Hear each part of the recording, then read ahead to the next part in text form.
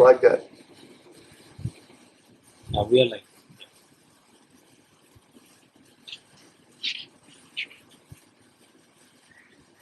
Okay, good morning, everyone. Welcome to our webinar. This is our webinar presented by MSKT Global and Cyberlitiker. We are partnering up to present a complete package of services to protect your organization internally and externally. We'll start off this morning with Rich Freiberg for Cyberlitiker. Introduce Cyberlitiker, please. Sure. Good morning. I'm Rich Freiberg of Cyberlitiker. I'm the Business Development Director. That goes for external as well as internal. So, for instance, MSKT Global is a partner of ours, and I pretty much head the partner relations. Bob Schiff is our CEO, so I'll introduce Bob Schiff right now. Nice to meet everybody. And thanks for the introduction.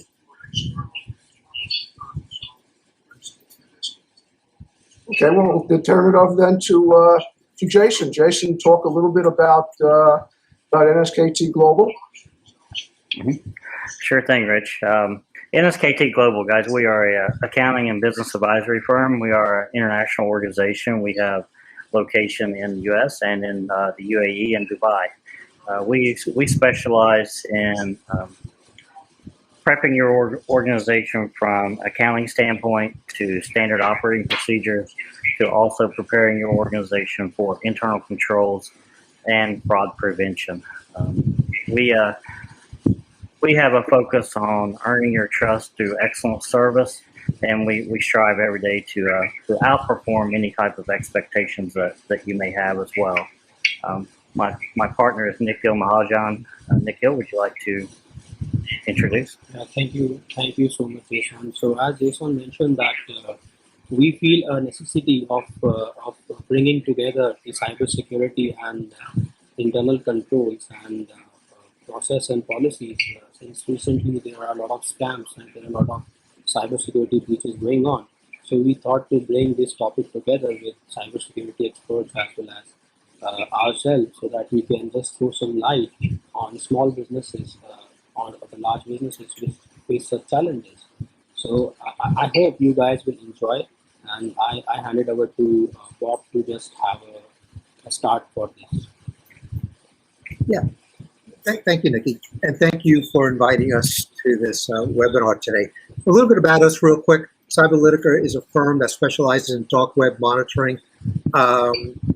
If you're not familiar with the dark web, it's a piece of the internet. It's 96% of the actual internet that we actually use every day. And unfortunately, the 4% that we use is things we do every day. Below that is things that we don't do every day. And that's what we monitor. We monitor to make sure that you're safe from cyber criminals.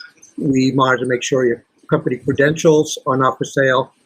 And we now have a tool that's being launched today, so you're the first guys to hear about it, where we actually monitor chat rooms.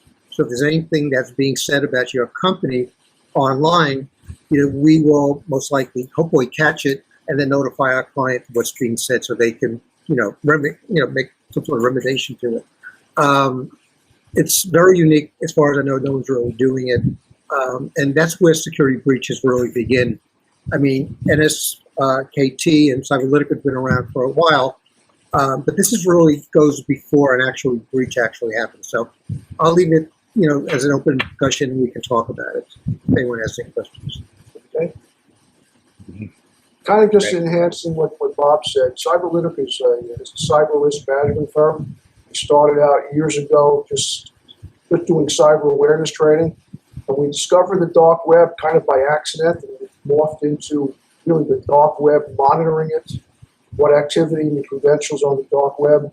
That's also morphed into monitoring your domain. There are a lot of imitators out there, and once they have your domain, they're going to reach out to your customers. And if you're not careful, and I will give specific examples a little bit later on, you can be in deep trouble. And I'll leave it at that. So anyway, we're going to talk about several high-profile cases that happened the last year. And they're going in no particular order. The first one, which really impacted us in the southern part of the United States, is the Colonial Pipeline. This is one where one person had a password that was not a good password. And I remember those gas lines. They were reminiscent, and I'm giving away my age, 1979 gas lines. It was pretty ugly, filling up 2 cars in a day. It took me hours and hours. Once again, it happened because somebody used a very ununique password. Password 123. People use passwords like that. It doesn't matter how many times we write articles about that, but people make mistakes. So one of the things I want to bring out from this is, what could a company have done? And this is not only what they should have done, but what you should be looking to do going forward. What could they have done to maybe prevent or mitigate this attack before it got even worse? Bob? We're opening. I guess we're opening it up to everybody with any questions about that. So before I ask Bob the question again, we do have a chat feature here, and we will be monitoring the chat feature. We will try to address as many of them as we can while we're going along, but we will be leaving about 10 or 15 minutes at the end. And any ones that we don't get to, as long as you provide us your proper email address, we will get back that to you via email. But on the subject of passwords, what should they have done, and what should the attendees here take away from the debacle of Colonial Pipeline? Yeah.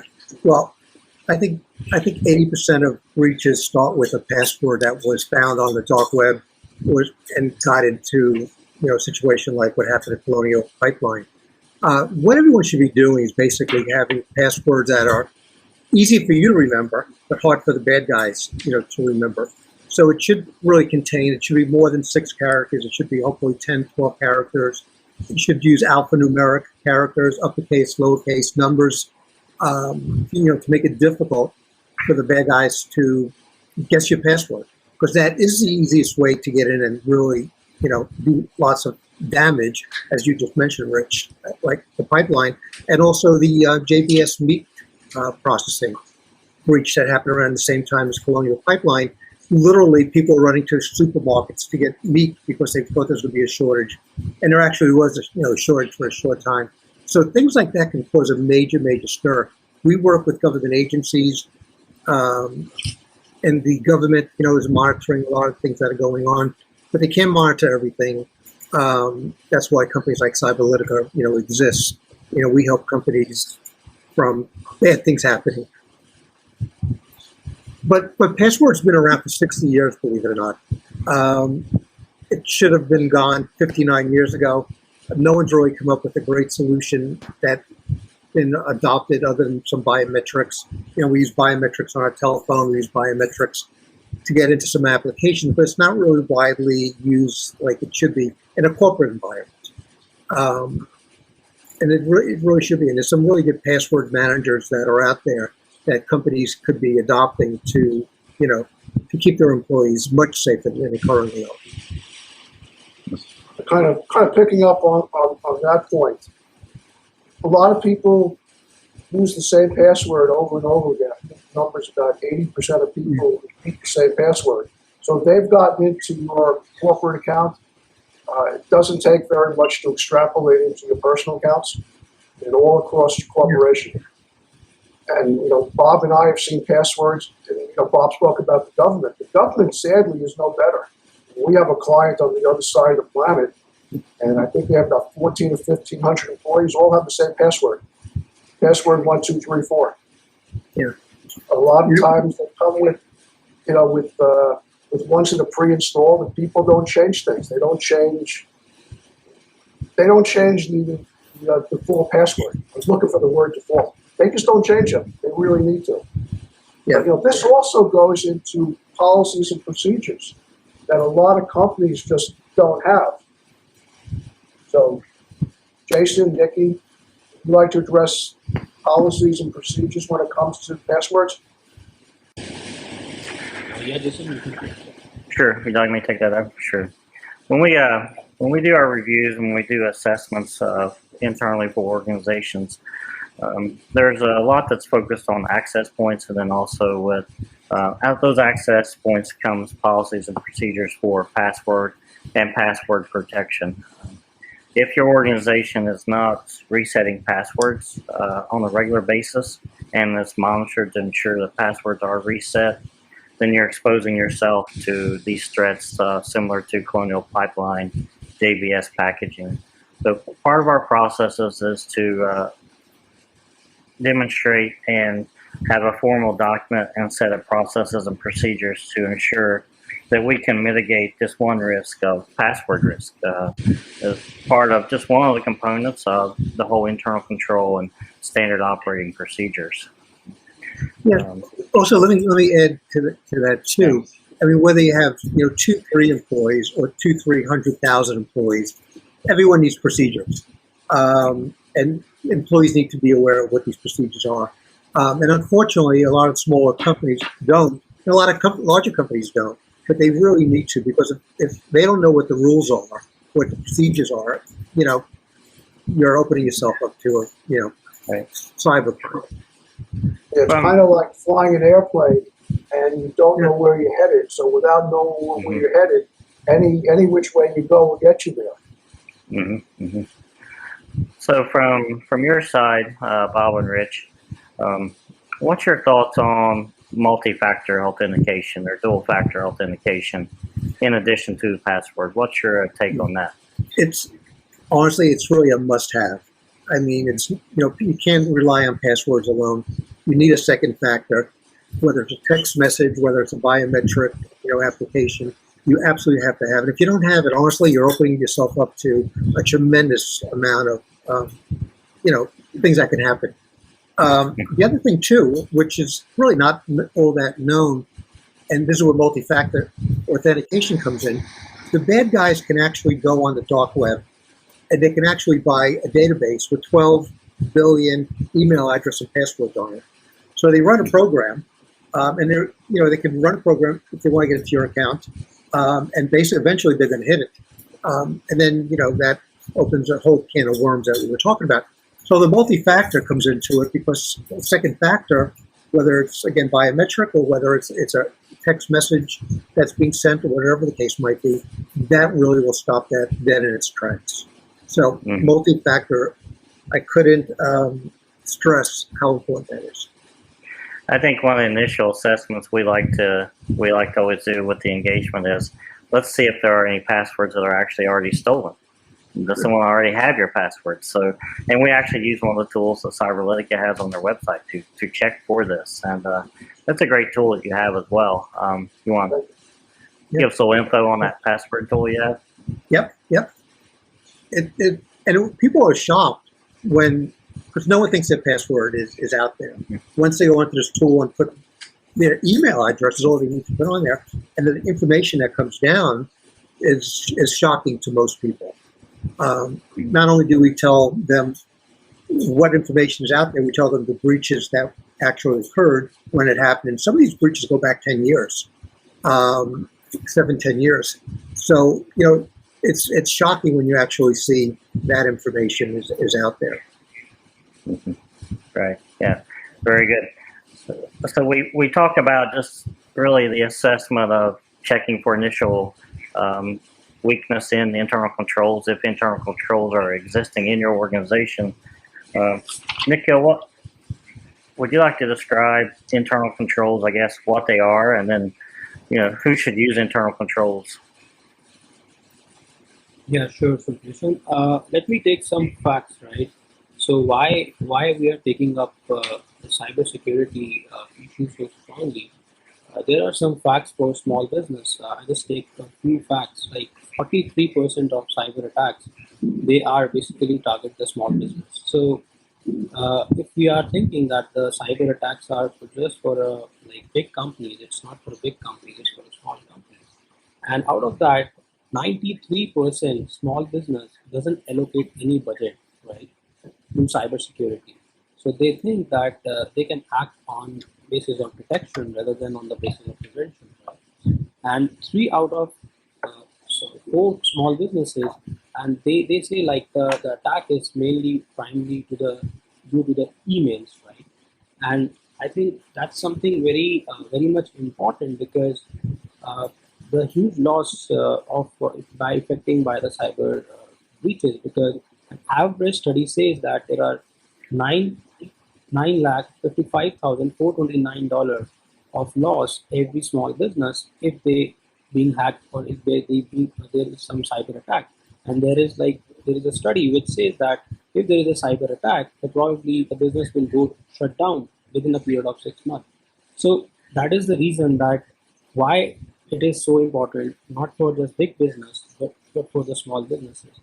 As you mentioned about the controls are something which is a kind of foundation, because if you draft the policies within the company in terms of a small business and you just do the risk assessment within that process, and then you design the controls, I think that process can imbibe all things together and make a strong foundation to, I think, combat with the cybersecurity breaches. The other thing too is, in conjunction to what we're talking about, is training your employees on best practices. And typically in the old days, pre-pandemic, human resources or IT would probably go into a little conference room and they would talk about, best practices or whatever the case might be. Today, we're all remote, as you could probably tell. And videos. There's a lot of videos, out there that that could really help prevent a lot of these things that are happening. Whether it's password, whether it's a virus, what is a virus? We don't know what it is. What's ransomware? Has ransomware work? Who gets ransomware? These are all subjects that are out there that you can learn about. But it all starts with a good foundation. And what you're talking about,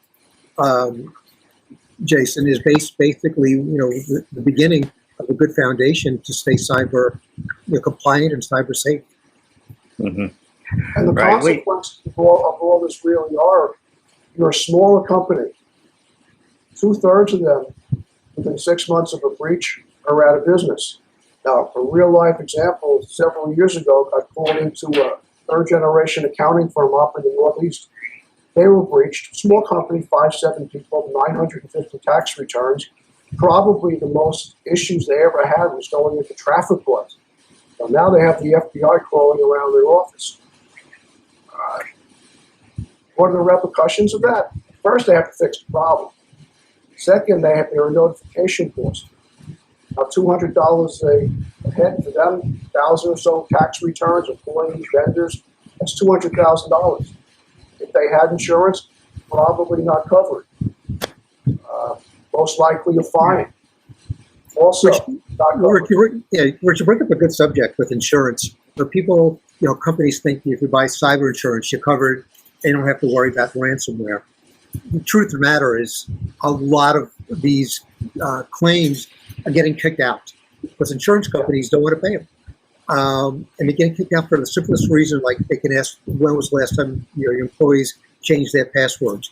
Very basic things. If you say we have no policy, or it's been over 6 months or once a year, you're done. I mean, they're going to kick that policy right out. So although a lot of companies are buying cyber insurance, you're not guaranteed you're going to get paid if there's ransomware or a breach. There was a real life example recently. Yeah. A company actually had a policy, 90-day password rotation. Well, the insurance company, they ordered it. One person, 120 days, claim denied. Yeah. Yeah. Mm-hmm. Insurance companies are in it to make money, not to pay out. And I think there is a survey of the small business which says that 91% of the small businesses even don't have the cybersecurity insurance to protect themselves. So that's something that you figure, right? That 91% even don't aware that how their business is going to be impacted, because every small business want to become a successful business, and if they want to scale up, creating the awareness and plugging these awareness, I think plugging these type of controls is pretty much important, because if they are scaling up, there are a lot of regulatory changes going on. As mentioned, probably in the US, there are state laws being implemented after the colonial attack, right? And there are a lot of cyber GDPR data breaches laws are there. In United States, there are data leakages laws are also there. So if the small business going to scale up, and if they are not aware of these type of regulatory changes, I think they will be in a wrong place. I think rather than building up a business, it will be like they will come down. Yeah, and also too, the amount of ransomware, the dollar amount for a small business is tremendous. The average ransomware for a small company wasn't approaching $7 million. $7 million would put a company out of business. A lot of small companies out of business. Even a lot of mid-sized companies that can really damage them. Not only does it damage them, money-wise, but also their reputation is basically shot. If you're a doctor, if you're an insurance company, if you're a whatever, and you get breached, you lose confidence from your employees and basically your clients and all people that you do business with. So it's easy to lose confidence, with it.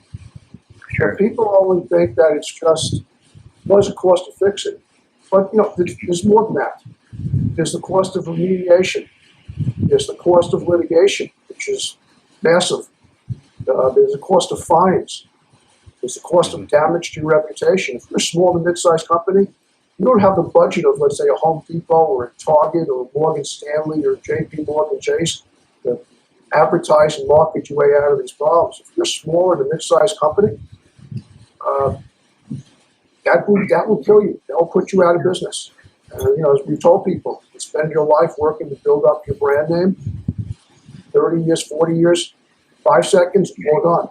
Basically, that accounting firm, gone. Mm-hmm. Yeah. I think, and you guys have probably experienced it as well, but how many times have your clients told you, boy, I wish I would have called you guys a month ago, or I wish I would have known about this before it happened, right? And honestly, 100%. Yeah. We're at 100%. Exactly. I can't think of one. We've been doing, Rich and I have been doing this now. We're going into our 4th, 5th year. So, we've got a lot of clients, and we've heard that story just over and over and over again. Because typically, they don't do anything until something happens. And when it happens, it's really too late. And, then it becomes too late.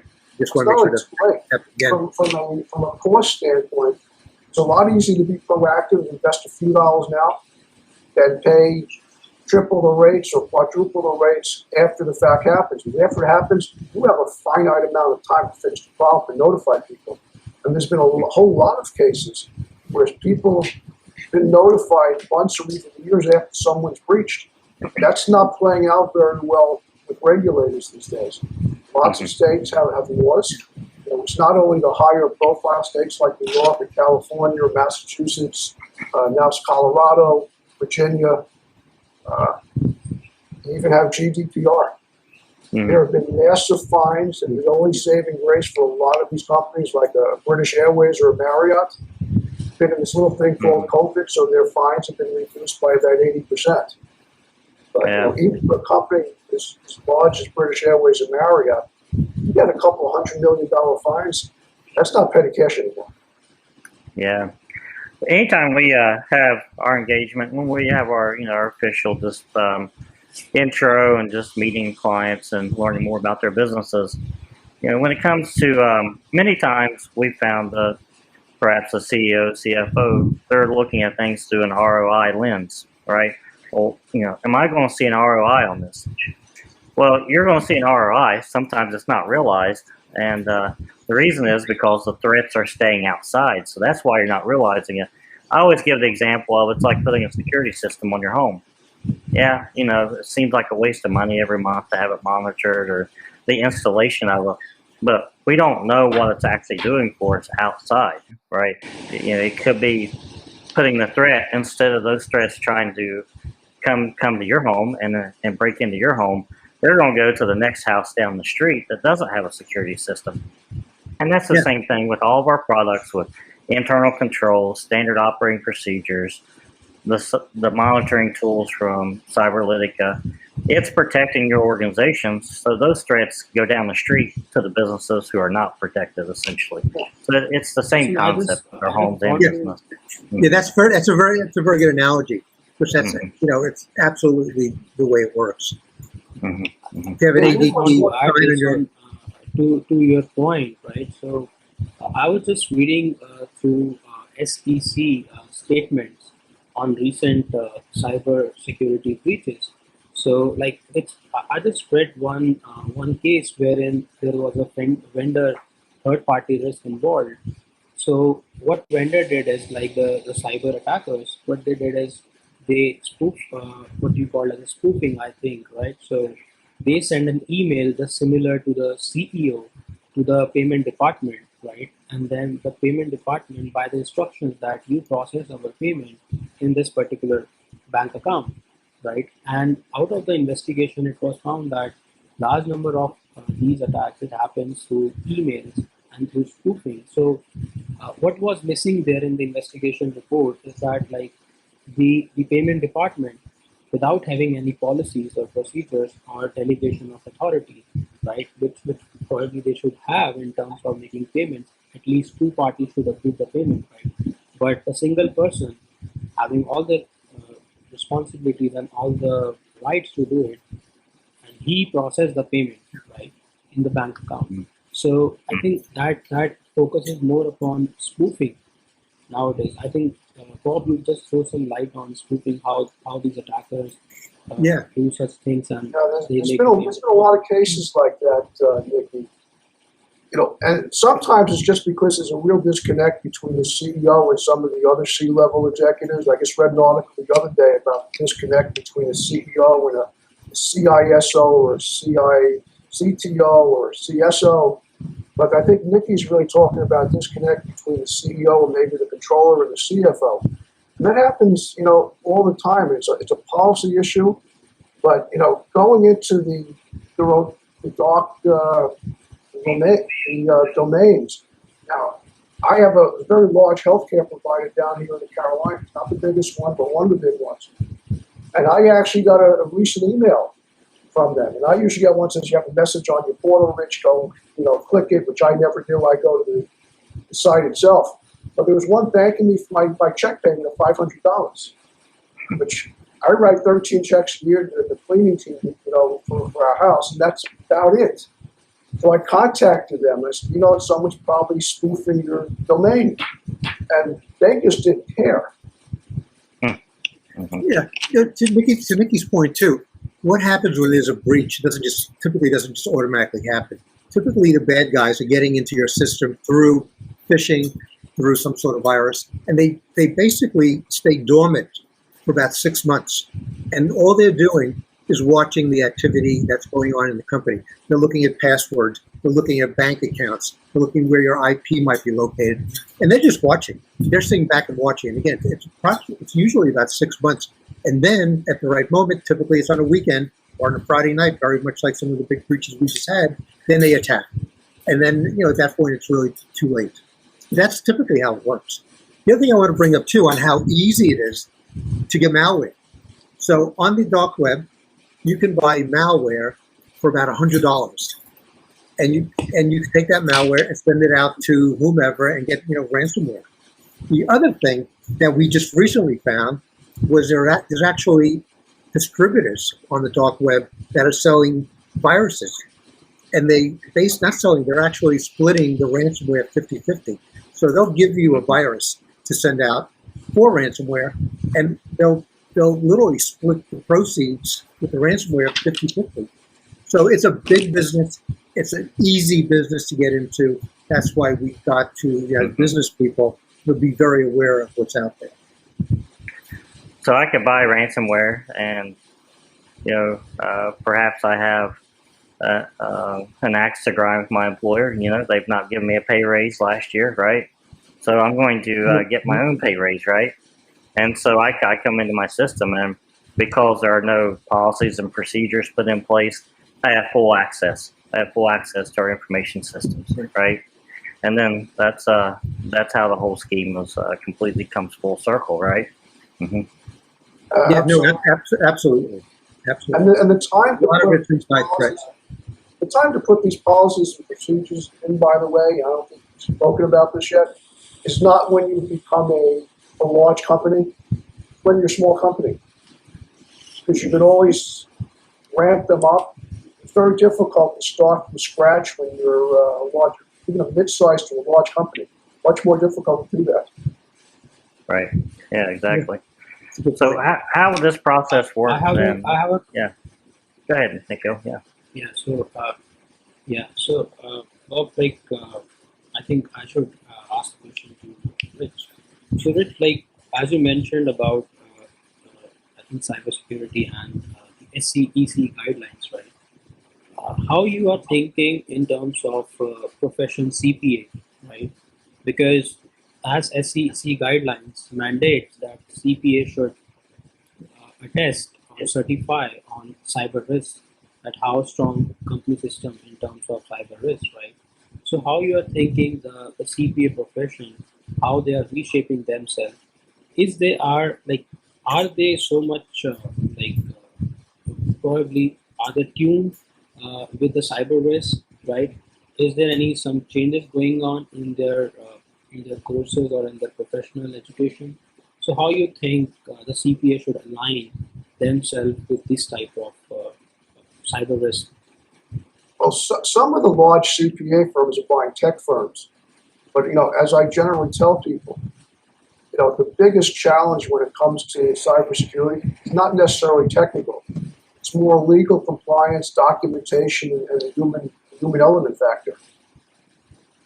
Yeah, technology plays a part, but at the end of the day, it doesn't matter what kind of internal protection you have.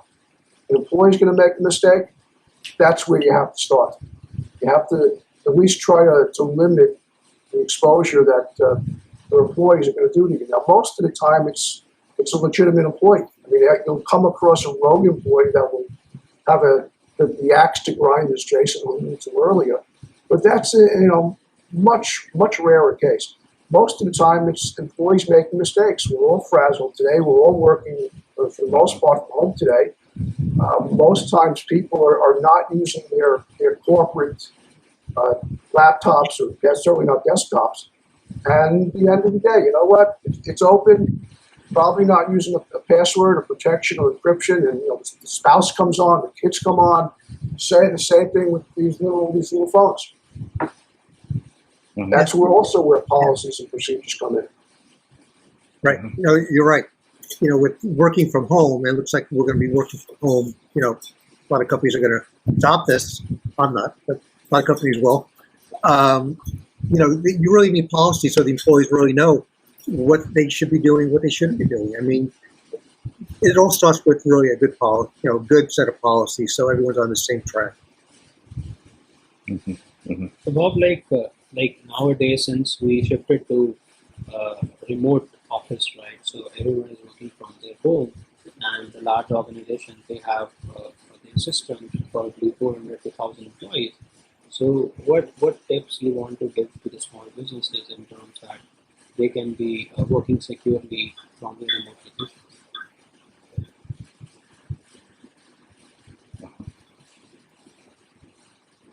Mm-hmm. I'm audible? Bob, you want to take that one? Hello? I'm sorry, there's banging going on in the background. I didn't hear the question. So I just repeat the question. So since we are moving up to the remote working, right? So there are large organizations, small organizations working through cyber cafes, probably working from their private internets, right? So how we should move, or how they should align themselves to secure what they are working upon in this scenario, in the COVID scenario, where everyone is working through the remote location. Chris, can you take that? Well, I think that one of the areas is training aside. Everybody should be using a virtual private network, a VPN. And oftentimes people are not, and they're just not doing what they should be doing. Even with the VPN, people have broken into other people's VPNs. I mean, they should not be able to, but that being said, people get careless. Yeah, that's a good point. I mean, if you're going to get a VPN, you need to get a good VPN. Free VPNs there's a reason why they're free, because they don't work. So if you're going to get a VPN, go with a good VPN. There's a handful of ones that we recommend: NordVPN, ExpressVPN. Those are all really good VPNs. And the other thing too, which most people don't do, probably 98% of the population don't do, from a browser standpoint, it's very easy for the bad guys to get into your browser and steal all your passwords. So don't store passwords in your browser, number one. It's bad, it's a very bad practice, and I'm sure you guys cover that in the policies that you put together. But the other thing is to have a browser where you can't be tracked. And that's I'll give you two examples. One is a Tor browser, Tor browser. It works just like Chrome. It works just like Edge and everything else, Firefox, except it doesn't store any information. So it's called Tor. It's a very good browser. I recommend everyone use that. And there's another browser called Brave, Brave, that works very similar, to Tor.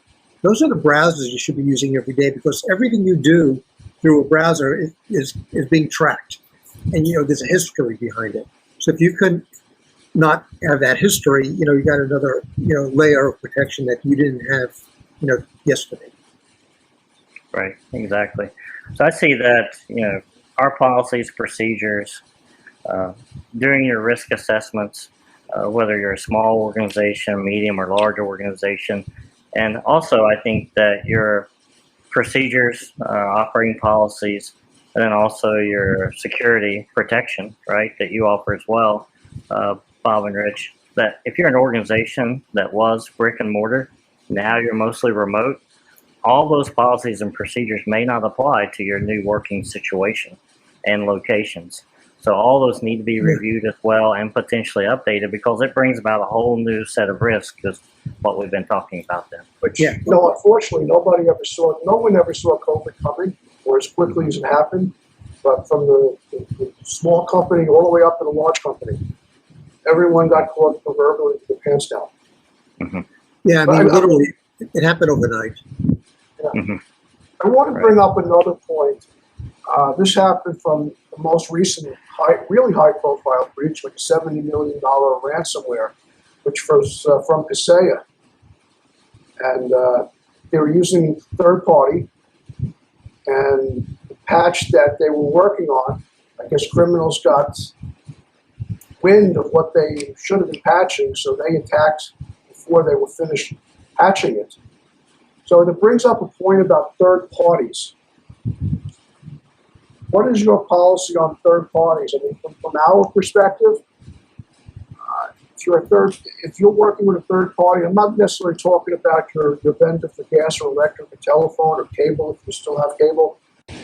But what do you need to do? I mean, they should be as compliant as you are. And at the end of the day, a lot of large breaches in the past, whether it's Target or Home Depot, came from, or even down here in the Carolinas, large healthcare provider. They were breached through a third-party vendor. Mm-hmm. Good point, Rich. We're seeing more and more of that. So nowadays, if you find, Rich, I think there are a lot of merger and acquisitions going on, right? So while there is a merger and acquisition, so probably two companies are merging together.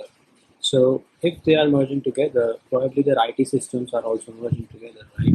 So let's suppose if one company is fully compliant in terms of IT security and other company is not compliant, so I think now this is the process of due diligence to include IT risk assessment, right, of the other company, whether their systems are up to the mark or not, right? So that's a good point. Going on in due diligence, right? Yeah, that's a good point. Yeah, the requirements for third party for internal control testing, right, to ensure they are protected. It's in place for public corporations as part of the Sarbanes-Oxley compliance, right? The third party access has to meet the same level of security. But for anyone that's not a public corporation, they don't know of that requirement many times. And so that's where the door is open for all the threats we've been talking about. Yeah, and also too, with all the mergers and acquisitions that are happening, and there's a tremendous amount of them every day, that's when procedures really and policies really come into play big time, because they're going to be different. No two companies are the same. So, by having one set of policies and it's decided upon before the merger actually even happens, this is the way it's going to be. So once the merger clicks and it's day one, everyone's on this, reading from the same book and the same page. Right. I agree. Okay. Yeah. And oftentimes, large companies, they don't really have everything in place anyway. I mean, there have been a lot of cases that I've read, and I've written articles and produced videos about that. Sometimes you place undue heavy reliance upon a third party. I mean, that's what Marriott did. they acquired Starwood, and the judge was none too enthused. It would have been a much smaller company like one of ours, it probably would have gotten away with it. But Marriott being the size they are, the judge was, well, not too pleased. Yeah. Agreed.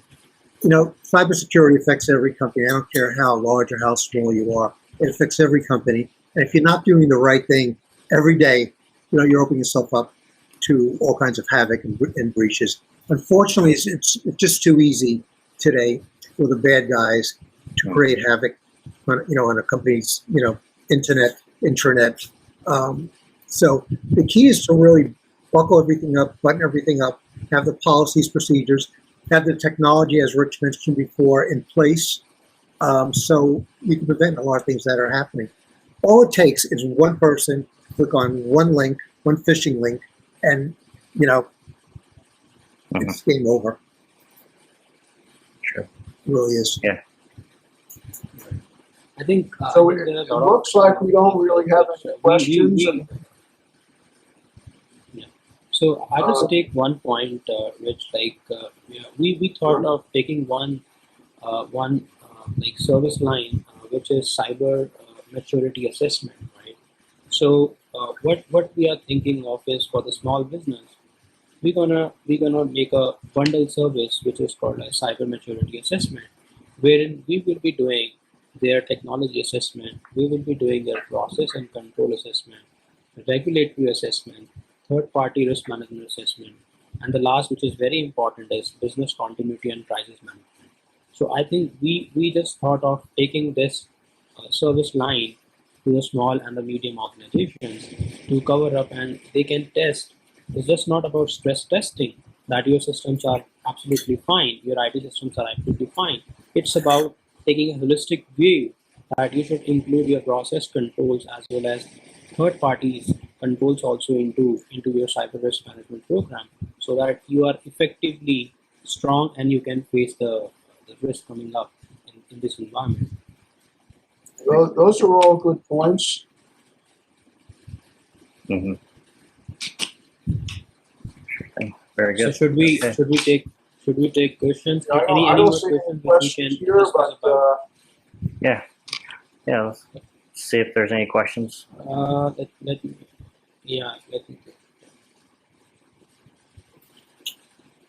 So, like Bob, like, what is the impact of IoT, Internet of Things? Right? I think everything is being captured and new devices coming up. Even if you're in watch, right, which captures all your personal data. If you take your automatic car, they captures everything. You take Alexa, they can capture your movements, right? So how you think that bringing this device into our personal life or into the business life makes an impact? Is this an entry point for the hackers to come up in the system and then take all the information with them?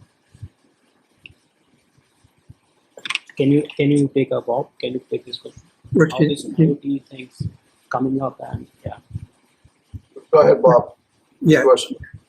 No, I'm sorry. I didn't hear it. I am hanging in the background. We both have noise. Okay.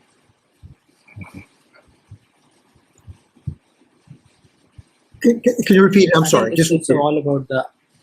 Yeah, it's all about IoT, right? Internet of Things. Oh, okay.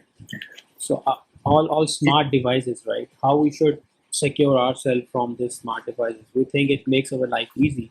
Probably we are putting up at the risk. Yeah. The Internet of Things is another whole big can of worms.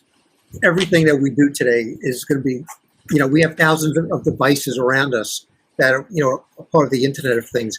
None of it is secure. It's really going to open up, it's been opening up a big can of worms. That's happening now. It's going to happen, you know, more and more and more as time goes on. Because everything from your a smart refrigerator to your smartphone to, you know, everything you can think of is really going to have some sort of technology in it. And, you know, I'll give you an example. I got a call. I spoke to a CEO of a pretty decent sized company, and his daughter received a doll from a client. We thought it was a client that was delivered with a note the person opened up the box, gave the doll to his daughter. It was a present. It turns out there was a camera in the doll with a listening device, and wasn't discovered for weeks. So that's a good example of the Internet of Things. That's where things are going. Refrigerators, TV sets, everything is connected today, and it's going to get more and more and more connected as time goes on. And there's really there really is no security in any of it. Unless you have a webcam. If you have a webcam and you cover the camera, that's about it. I just recently saw a thing that I think has been out there for a while. Mark Zuckerberg from Facebook was interviewed, and on his PC, he had a piece of tape on the camera, and he had a piece of tape on the microphone, and that's the CEO of Facebook. So it just goes to show you that nothing is secure, and you've really got to make an effort to get it secure. And the Internet of Things, you bring up a really good point. That's an area that most people are not thinking about, and it's a really big cyber risk for lots of not only companies, for individuals themselves.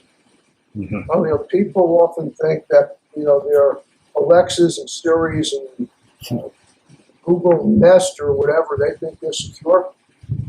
They're eavesdropping. They're gathering information. There's been a lot of lawsuits. I just read articles, and I've written articles.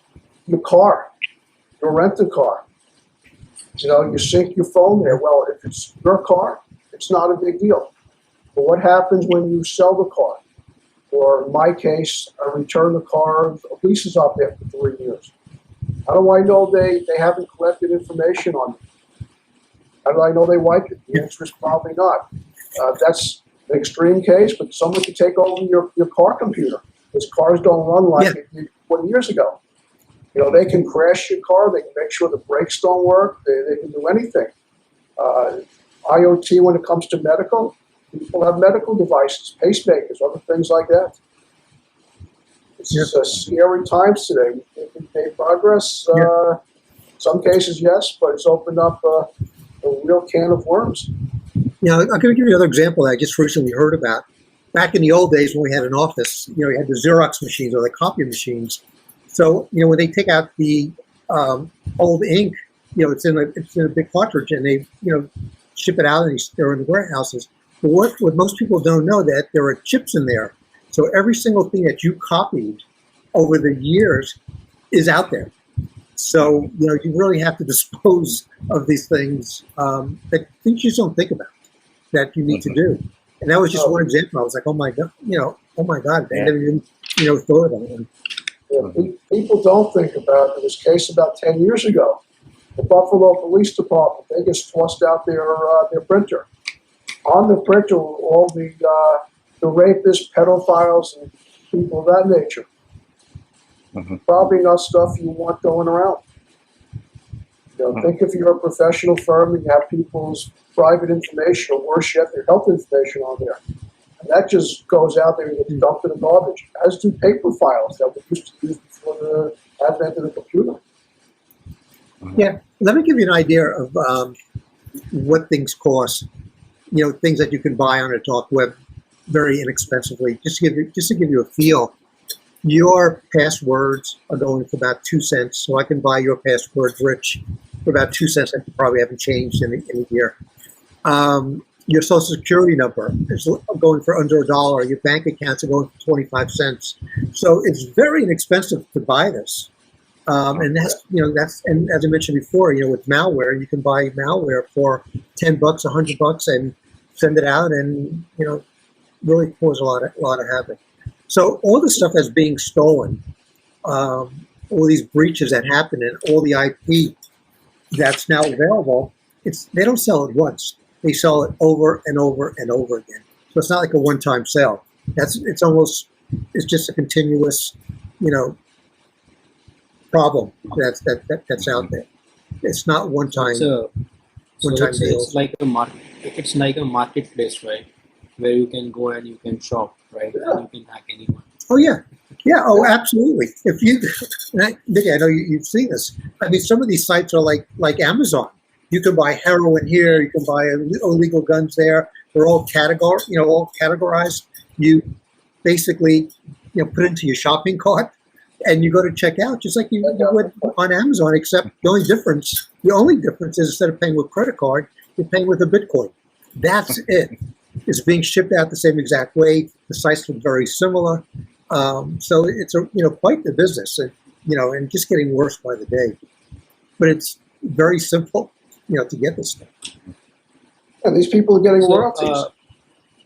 So this one one question. So I heard a lot of things from the clients that they heard a lot of cyber breaches going on, and probably they can also hit them one day or another day. So from your experience, what the firms or a small business or a medium-sized business, what is the first step for them to at least move on and take this cyber security into their annual plan? So what is the first step? Well, I think the first step is call us, right? Yeah, I was just going to say that. You're talking to the right people. Yeah. So the first step would be contact us, right? And then we're just going to have a conversation. We need to learn more about their business. We have to learn more about their operations. We need to learn, once we learn about their operations, then we start to determine what we would call a risk assessment, which is looking for all the opportunities for these things we've been discussing for the past 45 minutes. Where is the opportunity for all these bad things to happen? So once we identify the opportunities, then we go to work and start shoring each one of those up. And again, this is going to happen from inside your organization and outside your organization to make sure that you're protected with all the tools that you need from the experts on the panel today. So, and especially the new product line or service line, which is cyber maturity assessment, right? Which covers everything, right? As a whole, it's a bundled service, right? Right. Yeah. So, Bob, what are the top 3 points or 4 points you want to, just to give a tips, right? Tips to from a tip standpoint. From a tip standpoint, I think we all covered a lot of ground in the last 50 minutes or so. Strong passcodes, policies, be aware of things that can happen. Just really good cyber hygiene. Get your employees trained. Everyone should understand what the issues are out there today. There's a lot of things that are going on in the dark web. Companies like Cyberlitiker can really help you with that. We just got into, I might have mentioned it before, we're now monitoring chat forums, which is a brand new tool we just came out with literally today. You'll see more about it and hear more about it. But we can actually now monitor these chat rooms to see what people are saying about your company or even you. And that sometimes could possibly prevent a breach or something bad from happening. But it's really everything we spoke about today. It really is. I mean, it all starts with good policies. It really does. And having your employees understand, the rules, the rules. And once they have that, you have a good foundation to build upon. I mean, adding to that, I think it's wonderful to have policies and procedures. But I think concurrent with that comes who's going to monitor and enforce those policies and procedures. Oftentimes you may have it, but if no one is looking at it, it's like the case I spoke about earlier with the denial of an insurance claim. One person had a password that wasn't changed in 90 days, claimed denied. Yeah. Problem. And I think I'll give you another quick example. Mapping the process with the risk, right, and with the control. I think that entire process will be helpful for everyone, just to be intact and just to be safe, right? It's just not defining the policies. I think if they can define the objective and they can define what can go wrong and they can define what is there to protect it. I think if these 3 things are in their policies as well, I think that can be a solid move for every organization to go ahead. Right? Yeah, it's the little things that companies can do to keep cyber safe. Things like sending out phishing emails to your employees, see who clicks. Something as basic as that. Videos on what is, like I mentioned before, what is malware, what's considered a good password. These are all things that, are very basic steps, but you need to take every one of them. Just like I said before, all it takes is one click or one wrong move, and it can really destroy your company. I You think know, we I think spoke about- major of the happiness through the emails only, right? Major of cyber breaches happens through emails, right? Well, the emails If are I'm the not easiest wrong. way to get it. Yeah. Kind of picking up on what Bob said before, monitoring your employees. So we check people out on the dark web, their credentials. We have never seen a company where at least 30%, even up to 100% of the employees are not on the dark web. And these are not two-person companies. Some of them, if I threw out the names, which I'm not going to, are household names. If you haven't heard of some of these large software folks and these large professional societies and these large law firms or large accounting firms, you would hear of them if I had the nerve to say them, but I'm certainly not going to. Yeah. The other thing that I strongly suggest people do is remain vigilant. One of our clients, and my contact there is the CEO, decent-sized bank. He says, Rich, I just got this from the unemployment people. What is it? And this was before the proverbial what hit the fan. Well, someone hacked into, I guess maybe their payroll provider, ADP. They got all the information. They got his name, social security number, address, company's name, address, social, all his payroll. And I said to him, everything looks right except your address. He says, well, there you go. This was a massive scheme by cyber criminals. At least the state of New York gives you like 10 days if you don't agree with the claim against you and your social security number. That impacts your firm. Your rate can go from, I don't know, whatever, 2 or 3% up to 10 if you have enough of them. And their firm, about 8 to 10 executives got that same or similar email. So it's a matter of, if you see something suspicious, talk to us. Yeah.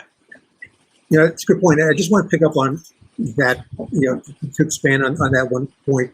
A lot of the bad guys, as I mentioned before, are watching, what you're doing, for quite a few months before they actually jump in and, grab your information. So, it's really important to get policies out to the employees so they know if something looks suspicious, who to call, what email to send it to, who's the IT person they need to contact as soon as they feel something suspicious. We have a client now that we got not that long ago whose CEO was phished. And these hackers get very sophisticated. They're watching you. So they know how, your vendors, talk to you, how they address you. Are you saying hello? Are you saying hi? What's your signature on the bottom of an email? So they're really looking at these things and then really pouncing on it and attacking it. I can tell you in one instance, one of our clients handed over $200,000 to a bad guy because he thought it was a vendor that he's been working with for years. And just like that, the money was gone and never got it back. Mm-hmm. Why didn't you pick up the phone and check? You'll never be faulted for calling your CEO and say, I got something. This actually come from you. Mm-hmm. Yeah. So Jason, do you want to conclude? I think we covered a lot of things, right? So do you want to conclude this? Sure. I think we hopefully we provide the information that's going to help all organizations, small, medium, and large organizations. I think at the end of the day, the big takeaways are the external, internal protecting of your organization.